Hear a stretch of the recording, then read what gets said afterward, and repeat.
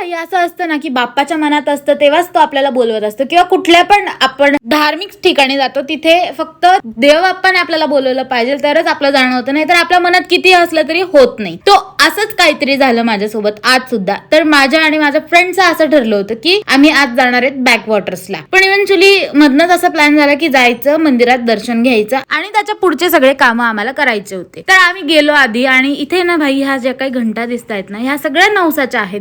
इथे गणपती बाप्पा नवसाला पावतो, त्यामुळे इतक्या संख्येने तुम्हाला घंटा दिसतील या मंदिरात की ज्याचा कोणाचा नवस पूर्ण झालाय ते लोक इथे आणून घंटा बांधतात मंदिरात. आणि जसं मी म्हंटली की इथनं निघायचं होतं लगेच, तसं आम्ही निघालो, म्हणजे दर्शन वगैरे करून खाली आलो. आणि मग त्यानंतर अचानक से ऐसा कुछ हुआ की मग आम्ही डायरेक्ट आरतीलाच गेलो. आणि मग आरतीला गेल्यानंतर सगळ्यात आधी साज शृंगार चालू होता बाप्पाचा. इथे किती सुंदर दिसतोय, लिटरली असं वाटते की भाई साप तिथे तुम्ही 4 तास जरी बसले ना तरी तुमचं सगळं मन मोकळं होईल. लिटरली माझा बाप्पा किती गोड दिसतो, हे माझ्या खूप अंतर्मनातनं आलेलं आहे बरं का. असो आता, आणि मग आरती वगैरे झाली आणि मग त्याच्यानंतर हमको प्रसाद भी मिला, बाप्पाने दे दिया.